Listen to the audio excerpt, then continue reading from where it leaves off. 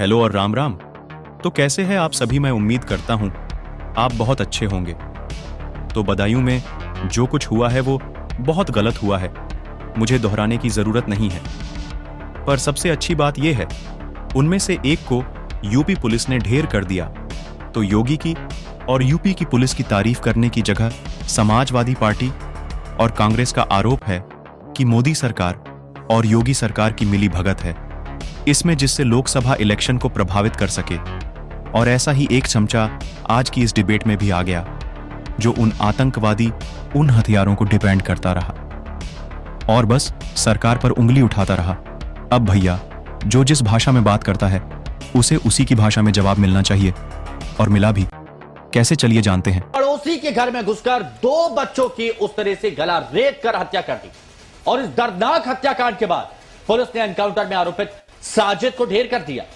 हत्याकांड की वजह भले ही कुछ भी हो, लेकिन मासूम बच्चों का आखिर दोष क्या था?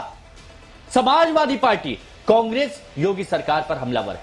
समाजवादी पार्टी बीजेपी पर दंगे की साजिश कराने का आरोप लगा रही है, और यह सब बीजेपी का ही किया धरा बता रही है। अभिषेक सोम जी, हालांकि पहले तो मैं राकेश त्रिपाठी जी से सवाल पूछना चाह रहा था कानून व्यवस्था को लेकर, लेकिन अब यह सवाल मेरा आपसे पूछना बहुत जरूरी है। क्या यह सब बीजेपी ने करवाया है, जैसा समाजवादी पार्टी कह रही है? देखिए, कोई भी घटना घटी है तो उसके लिए शासन प्रशासन जिम्मेदार है, और शासन प्रशासन की नाकामयाबी है तो ये घटना घटित हुई है। और कोई भी आरोपी है, चाहे वो कोई आरोपी का तो आरोपी है, उसको धर्म से जोड़ना वो बहुत ही गलत है, दुर्भाग्यपूर्ण बात है। कोई आरोपी हिंदू है, मुसलमान है, सिख है, ईसाई है, और इसके लिए तो शासन प्रशासन जिम्मेदार है। और नहीं, शासन प्रशासन जिम्मेदार है, ठीक है। कानून व्यवस्था को लेकर आप सवाल उठाइए, मैं आपके साथ हूं, और आम लोग भी आपके साथ में हैं अगर आप कानून व्यवस्था को लेकर सवाल उठाते हैं तो ऐसे मामलों में।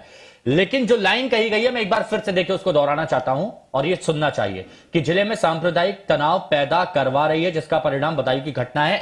ऐसी घटनाओं को खुद बीजेपी अंजाम दिलवा रही है। हिमांशु जी, आप देखिए ना, सोशल मीडिया पे कैंपेन कौन चला रहा है? आप देखिए ना, ये जो कैंपेन चलाने वाले तो ये भारतीय जनता पार्टी के लोग हैं, इसका पॉलिटिकल प्रॉफिट लेना चाहते हैं।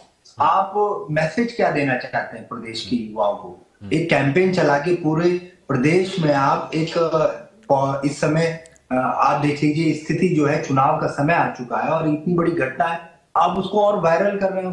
उसका ये किसने किया अभिषेक जी? यही सवाल मैं पूछ रहा हूं, ये किसने किया? चुनावों से किसने जोड़ा? सांप्रदायिक तौर पर इसे किसने जोड़ा? हिमांशु जी, दंगे कौन कराती है? भारतीय जनता पार्टी कराती है।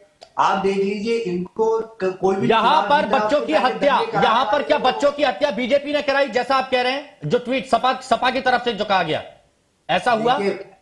देखिए, पर उसका राजनीतिकरण किया जा रहा है। उस घटना किसने किया? सबसे पहला ट्वीट किसके आया? भाजपा ले रही है। बेशर्मो, शर्म करो, शर्म। राकेश जी, जवाब दीजिए। कानून व्यवस्था पर सवाल खड़े किए जा रहे हैं और यह भी कह रहे हैं कि आप लोगों ने खुद यह सब कुछ करवाया।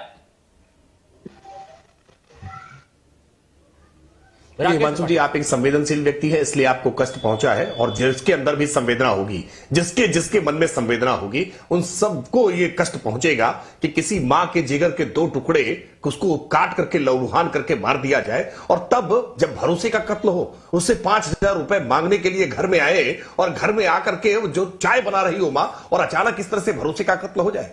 दुर्भाग्यपूर्ण यह है कि अगर ऐसे मसले पर अगर आप मरहम नहीं लगा सकते हैं तो कम से कम नमक मत रगड़िए। अगर आप कोई संवेदना नहीं जता सकते हैं तो मौन धारण कर लीजिए। हम इस बात को लेकर के बिल्कुल स्पष्टता से कह रहे हैं, प्रशासन अपनी जवाबदेही से पीछे नहीं हटेगा, और इस पूरे मामले में कठोरता से कार्रवाई करते हुए हम दिखाई पड़ रहे हैं। हम केवल जवानी जमा खर्च नहीं कर रहे हैं। इस पूरे मामले में जो आक्रोश सामान्य जन का है कि कठोरता से कार्रवाई होनी चाहिए, वो कठोरता से कार्रवाई करते हुए योगी सरकार दिख रही है, और एक अपराधी को एनकाउंटर में उत्तर प्रदेश की पुलिस ने मार गिराया है। अगर सरकार कार्रवाई न कर रही होती, FIR दर्ज न की होती, अपराधी को बचा रहे होते, तो निश्चित तौर पर आपका पूरा अधिकार था कि आप भारतीय जनता पार्टी की सरकार को घेरते।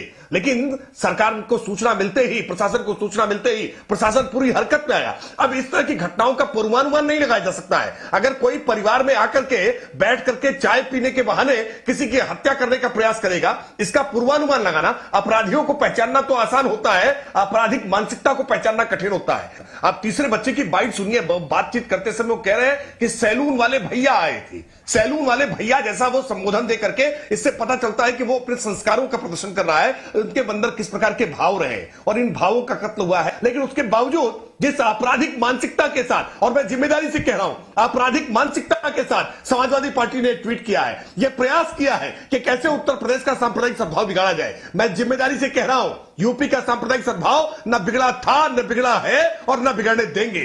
दंगे बीते दिनों की बात हुई, और अगर इस अपराधी को बचाने का हम प्रयास करते तो निश्चित तौर पर सांप्रदायिक दंगा हो जाता, क्योंकि लोगों का आक्रोश होता है।